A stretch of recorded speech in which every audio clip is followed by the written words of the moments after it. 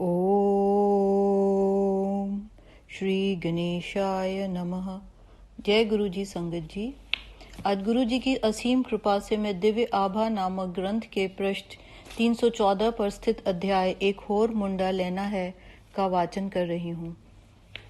मुझे अभी भी याद है जब हमें गुरु जी के दर्शन का सौभाग्य प्राप्त हुआ। वह जून 1998 की घटना है। अपने पति के मामा जी से उनके बारे में सुनने के पश्चात हमने काफ़ी प्रतीक्षा करी थी, परंतु मेरे पति श्रीनगर में कार्यरत थे और हम उनके पास नहीं जा सके थे। इसका संयोग तब बना जब मेरे पति वहां से स्थानांतरित हुए। मेरे पति के मामा जी के अनुभव स्मरणीय रहेंगे। गुरुजी से मिलने के पूर्व कई हृदय रोग विशेषज्ञों ने उनको बाईपास करवाने की सलाह दी थी। गुरुजी से मिलने पर उन्होंने मामा जी को उनके पैर दबाने और अपनी समस्या बताने को कहा था। जब तक मामा जी ने अपनी समस्या उनको बताई, उन्होंने कहा कि उनके हृदय का बाईपास हो गया है और उनको शल्यक्रिया करवाने की कोई आवश्यकता नहीं है। उन्हीं विशेषज्ञों द्वारा पुनः किए गए परीक्षणों से पता लगा कि मामा जी के हृदय की अवस्था में आया हुआ सुधार शल्यक्रिया से भी संभव नहीं होता। हम पिछले 7 वर्षों से निसंतान थे। यद्यपि इसकी चिंता हमें लगी रहती थी, समस्त प्रयासों के बाद भी हम विफल रहे थे और हमने इसकी आशा छोड़ दी थी। परंतु जब हमने सत्संग और गुरुजी की दया से हुए चमत्कार सुने तो हम पुनः आश्वास हुए कि कृपा हुई तो यह संभव हो जाएगा। हम एम्पायर स्टेट स्थित गुरुजी के मंदिर में देर शाम को पहुंचे थे।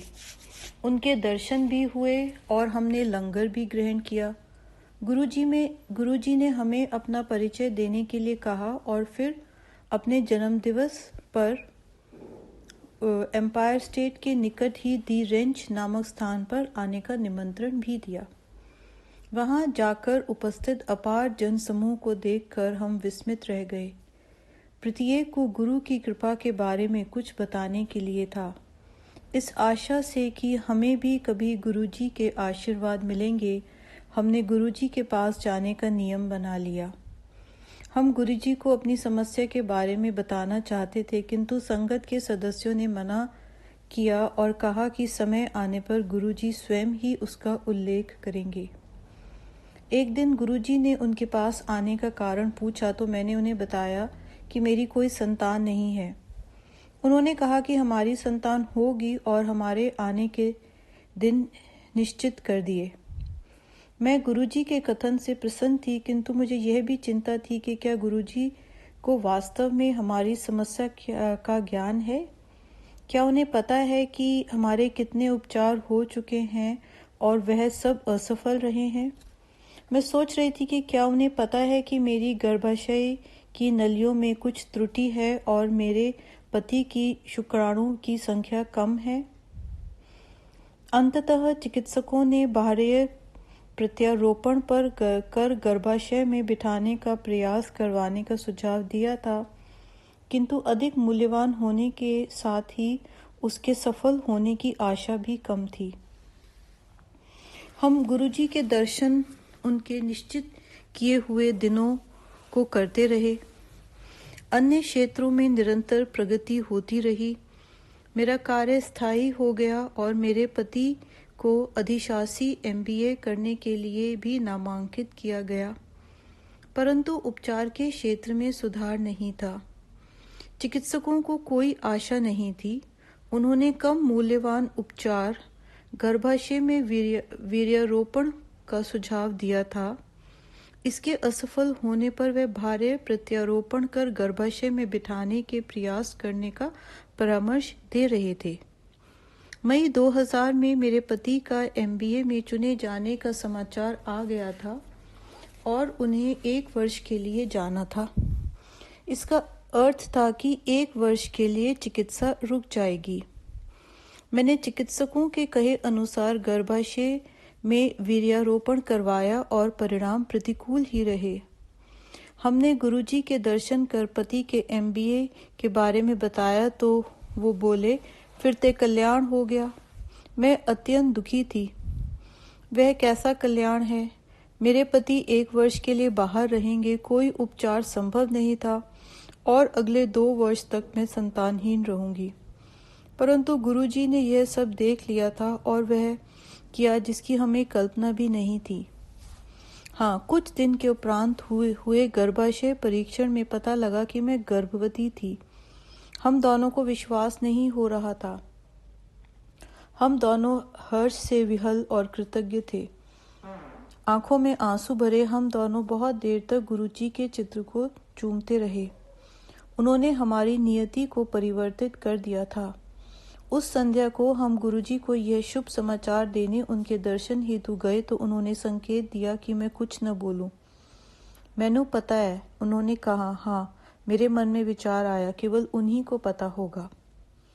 पति की अनुपस्थिति होते हुए भी मेरा गर्भाकाल बिना किसी समस्या के पूरा हो गया। मैंने एक पुत्र को जन्म दिया। मैं उसे गुरुजी के पास, जिनके आशीर्वाद से वह उत्पन्न हुआ था, ले जाने को उत्सुक थी, किंतु 40 दिन तक नवजात को बाहर न ले जाने की प्रथा ने मुझे रोक दिया। 40 दिन के पश्चात हम उसे गुरुजी के पास ले गए। वे मुस्कुराए और बोले कि क्या मुझे एक और पुत्र चाहिए। मैं चुप रही। उसके बाद हर दर्शन पर वे यही प्रश्न दोहराते रहे। मैं उसे उनका परिहास समझती रही कि इतने छोटे शिशु के साथ उस पूरी प्रक्रिया को पुनः कैसे कर पाएंगे। एक दिन जब गुरुजी ने पुनः वह प्रश्न पूछा तो मेरे मुंह से निकल गया, जैसे आपकी इच्छा। 1 सप्ताह के पश्चात मुझे पता लगा कि मैं फिर से गर्भवती हूँ, बिना किसी उपचार, औषधि या चिकित्सा प्रक्रिया के और उन्हीं दूषित गर्भाशय नलियों के साथ। ये केवल गुरुजी के दिव्य आशीष थे। मैंने फिर एक पुत्र को जन्म दिया। दोनों बड़े हो रहे हैं, चंचल और सदा कोई शैतानी करते हुए। इतने बड़े नहीं हुए जो समझ पाएं कि गुरुजी की कृपा से वह इस संसार में आए हैं। चिकित्सा की दृष्टि से हमें संतान का योग्य नहीं था, परंतु फिर कोई है जो मनुष्यों की आकांक्षाओं को पूर्ण कर सकता है, विधान बदल सकता है और उनमें सदा आशा की ज्योति जलाकर रख सकता है। गुरुजी, आप धन्य हैं। आपने अपनी संगत में हमें आश्रय दिया और हमारे जीवन को ऐसे परिवर्तित किया जो किसी और से संभव नहीं था। दूसरा अध्याय है प्रेम प्रवाह की पीड़ा में। गुरुजी से मिलना मेरे जीवन का सबसे सुंदर अनुभव रहा है। मार्च 2005 में जब मैं अत्यंत अस्वस्थ चल रही थी, मुझे उनके प्रथम दर्शन का सौभाग्य प्राप्त हुआ। अक्सर मैं चिकित्सालयों में रहा करती थी। मेरे पैर इतने सूजे हुए थे कि मेरी बेटियों को उन्हें उठाकर बिस्तरे या भूमि पर रखना पड़ता था। मैं चलने का सोच भी नहीं सकती थी, जमीन पर बैठना तो दूर की बात थी। पहले दिन जब मैं गुरुजी के पास गई, मुझे मेरी 96 वर्षीय आंटी, उनके पुत्र और पुत्रवधू लेके गए थे। मैं चल भी नहीं पा रही थी और मेरी सांस फूल रही थी। लंगर के पश्चात जब मैं घर गई तो कई वर्षों बाद मुझे चैन की नींद आई। गुरुजी के पास आने पर मेरे मधु, रक्तचाप और कोलेस्ट्रॉल के स्तर अति उच्च थे। मुझे गलग्रंथि और गुर्दों की समस्याएं थीं। सोते हुए ऑक्सीजन की कमी के कारण मुझे नींद नहीं आती थी। रोग को निद्रा अश्वसन कहते हैं। मेरे में कोई ऊर्जा नहीं थी और मेरा शरीर इतना फूला हुआ था कि लेटे रहने के अलावा मैं कुछ नहीं कर सकती थी। गुरुजी ने मुझ में ऊर्जा का संचार किया है और मेरा जीवन ऐसे परिवर्तित किया है जिसकी मैं कल्पना भी नहीं कर सकती थी। यह पुनर्जन्म लेकर जीवन के नए रूप में रहने के समान है। मेरे शारीरिक उपचार के साथ मेरा मानसिक उपचार भी हुआ है। दूसरे या तीसरे लंगर के पश्चात गुरुजी ने हमें लंगर के बाद में रोक लिया। उनका प्रेम प्रवाह इतना तीव्र है कि मैं सब कुछ भूलकर उसके आनंद में डूब गई। सब समस्याएं भूलकर जीवन इतना सरल हो जाता है कि हम सदा उनके संरक्षण में रहना चाहते हैं। वह मेरे सर्वस्व हैं, क्योंकि मैं उनके बिना कुछ नहीं कर सकती हूँ और कुछ करना भी नहीं चाहती हूँ। त्रिदेव एक ही हैं और वह हमें बचाने के लिए अवतारित हुए हैं। उनके पास पहुँचना ही अपने आप में एक चमत्कार है। हमारे जीवन में उनकी उपस्थिति अनिवार्य है और हम केवल उन्हें अपनी अप्रतिबंधित प्रेम और आस्था समर्पित कर सकते हैं। उनके साथ होने का तात्पर्य है कि अपने किसी पिछले जन्म में उनके साथ थे और हमें उनके अभिन्न अंग हैं। इसी कारण हम इस जन्म में भी उनके साथ हैं। हमें संगत को अपना वृहद परिवार मानना चाहिए। मैं गुरुजी के साथ अत्यंत कम समय रह पाई हूँ, किंतु मुझे प्रतीत होता है कि इस अल्प काल में भी उन्होंने मुझे मृत्यु का ग्रास बनने से बचाया है। 1994 में मेरे पति किसी और से प्रेम करने लगे। मुझे लगा मानो मेरा जीवन ध्वस्त हो गया। उन्होंने मेरे साथ विश्वासघात किया था। फिर भी मुझे लगता रहा कि एक दिन सब पहले जैसा सामान्य हो जाएगा। हिंदू परिवार से होते हुए मैंने एक मुसलमान से प्रेम विवाह किया था और धर्म परिवर्तन भी किया था। 2006 में मेरे पति ने अपनी इस प्रेमिका से विवाह कर लिया। यह होने के बाद भी मैं संतुष्ट हूँ। इस शांत भाव की प्राप्ति के लिए गुरुजी ने मुझे आत्मनाश से रोका। मैं उस अवस्था में थी जब मैं आत्महत्या को छोड़कर कुछ भी करने को तत्पर थी। 1998 में मेरी एक बड़ी शल्य क्रिया हुई थी जो 7-8 घंटे चली थी। उसके पश्चात जब मेरी नैया डूब रही थी, गुरुजी ने ही मुझे बचाया था। कुछ समय पूर्व ही होली के अवसर पर मेरे पैरों पर छाले हो गए और किसी कारणवश यह सड़ने लगे। घाव में से बदबू आने लगी। चिकित्सक ने मेरे पैर देखकर कहा कि घुटने की अंगूठे को काटना पड़ेगा। उस दिन बृहस्पतिवार था और गुरुजी के दर्शन के लिए मेरा नियत दिन शुक्रवार था। कहने की आवश्यकता नहीं थी कि उनकी आज्ञा के बिना मैं कुछ भी करवाने को तैयार नहीं थी। गुरुजी ने कहा कि एक छोटा सा छेद करने से वह ठीक हो जाएगा। वैसा करने से 1 माह में मैं ठीक हो गई। अभी तक मैंने किसी अंग विच्छेदन रोगी को उससे बचते नहीं देखा है। कभी कभी मैं दुखी होती हूँ क्यों मैं अपने शरीर के प्रति इतना असावधान रही हूँ और मैंने उसका ध्यान नहीं रखा है। यदि मुझे पता होता कि एक दिन मुझे अपने स्वामी के दर्शन करने पड़ेंगे तो मैं अपने शरीर को इतना रोगग्रस्त नहीं होने देती और उन पर इतना बोझ नहीं बनती। गुरुजी अपने अनुयायी की वेदना अपने पर अंतरित कर लेते हैं। जब वह हमारे कारण कष्ट उठाते हैं, मैं अपने आप को असहाय पाती हूँ। क्या हम कुछ और कर सकते हैं? मुझे ज्ञात नहीं है कि मैंने उनको पूर्ण समर्पण किया या नहीं। क्या मुझे कोई संशय है या प्रेम के कुछ तत्व को रोककर यह उनसे अप्रतिबंधित प्रेम का नाटक है? मुझे पता नहीं है कि प्रेम क्या होता है। मुझे केवल इतना ज्ञान है कि जब मैं उनसे मिलती हूँ, मैं उनकी दिव्यता को प्रतीत करना चाहती हूँ। इससे अधिक और क्या मांगू? गुरुजी का प्रेम सदा हमारे हृदयों में खिलता रहे। कुछ भी हो जाए पर मैं उन तक पहुँचना चाहूँगी। मैं निवेदन करती हूँ कि मेरे कर्मों को इस प्रकार से परिवर्तित करें कि हमें सदा उनकी उपस्थिति का आभास होता रहे। मैं अपने स्वामी के साथ ऐसे ही रहना चाहती हूँ। जितना मैं उनको देखती हूँ उतनी ही मेरी प्यास बढ़ती है और इस प्यास को बुझाने के लिए एक जीवन पर्याप्त नहीं है। आत्मा की भूख और प्यास का ध्यान तो केवल उसके स्वामी ही रख सकते हैं।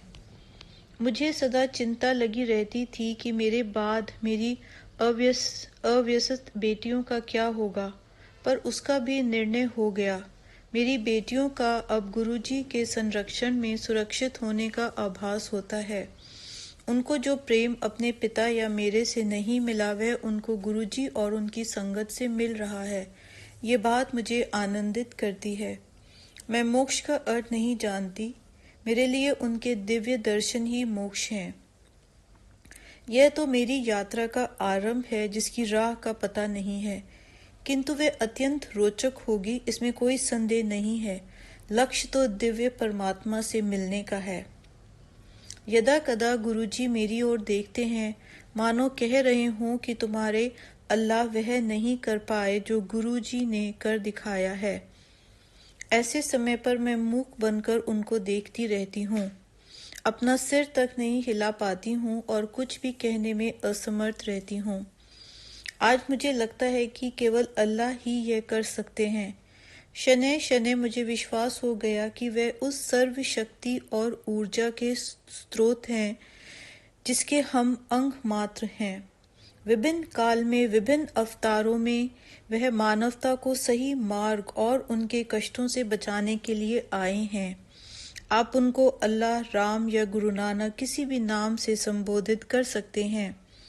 मेरी कामना है कि मेरा मन उस स्तर तक पहुंच सके जहां पर मुझे केवल उनका आभास हो और मुझे सदा उनके कमल चरणों में स्थान मिले। मेरा गुरु प्रेम इतना सशक्त हो कि उनमें और मेरे मध्य और कोई न आ सके। सच्चे भक्त की भांति मैं उनकी सराहना कर सकूं, क्योंकि उन्होंने हमें वह सब दिया है जो हमारे लिए आवश्यक है। हम तुच्छ प्राणी उनके लिए कुछ भी करने में असमर्थ हैं। हम केवल उनके प्रति धन्यवाद और हार्दिक आभार प्रकट कर उन्हें जीवन पर्यंत याद रख सकते हैं। वह सदा हमारे दुष्कर्मों को क्षमा करें। हम मनुष्य हैं और भूल कर सकते हैं, तो गुरुजी कृपा हमें मोह से बचाएं और हमारी अंतिम सांस तक आपके प्रति श्रद्धा सदा विकसित होती रहे। उसके पश्चात हमें आपकी सहायता की आवश्यकता और अधिक होगी। हम आपकी छत्रछाया में सौभाग्यशाली हैं। भावनात्मक ढंग से हम सुरक्षित हैं और इतने पूर्ण हैं कि अशांति का तो कोई प्रश्न ही नहीं उठ सकता। मैं अपने आप से पूर्णतः संतुष्ट हूँ। यह प्रशांत भाव है। कभी कभी मेरे हृदय में कृतज्ञता का प्रवाह इतना अधिक होता है कि मेरी अश्रुधारा बहने लगती है। यह अति सुंदर अनुभव होता है जब केवल प्रेम के कारण आंसू बहे। गुरुजी के पास 2 बार आने के पश्चात मुझमें उनके समीप होने की चाहत बढ़ गई थी। मैं अपने आप को रोक नहीं पाती थी। मेरे पति को क्रोध आता था और हम झगड़ते थे, पर मैं गुरुजी के पास पहुंच जाती थी। हर बार गुरुजी प्रश्न किया करते थे कि मैंने क्या बहाना बनाया है, और मैं व्यथित होती थी कि उन्हें कैसे पता। किंतु अब मुझे पता है कि वे तो स्वयं परमात्मा हैं और उनको प्रत्येक कर्म का ज्ञान है। हम कठपुतलियों को उनकी उंगलियों पर नाचना है, उनके बिना हमारा अस्तित्व ही नहीं है। गुरुजी के बारे में लिखना सरल नहीं है। उनके आकर्षण को शब्दों में प्रकट करना अत्यंत कठिन है। यदि सारे महासागर स्याही बन जाएं और सारी पृथ्वी कागज, तो भी यह संभव नहीं हो पाएगा। मैं अपने प्रभु और स्वामी की प्रशंसा प्रलय तक करती रहना चाहूंगी। कृपा कर कि मैं ऐसा कर सकूं। शब्द कम पड़ जाएंगे, किंतु मेरी भावना कम नहीं होगी। अंत में मैं अपनी 5 इंद्रियां उनके चरणों में समर्पित करना चाहूंगी और वह मेरी इस भेंट को स्वीकार करें। जय गुरु जी। अब हम मंत्र जाप करेंगे। ओम नमः शिवाय। शिव जी सदा सहाय। ओम नमः शिवाय। गुरु जी सदा सहाय। ओम नमः शिवाय। शिव जी सदा सहाय। ओम नमः शिवाय। गुरु जी सदा सहाय। ओम नमः शिवाय। शिव जी सदा सहाय। ओम नमः शिवाय। गुरु जी सदा सहाय। ओम नमः शिवाय। शिव जी सदा सहाय। ओम नमः शिवाय। गुरु जी सदा सहाय। ओम नमः शिवाय। शिव जी सदा सहाय। ओम नमः शिवाय। गुरु जी सदा सहाय। ओम नमः शिवाय। शिवजी सदा सहाय।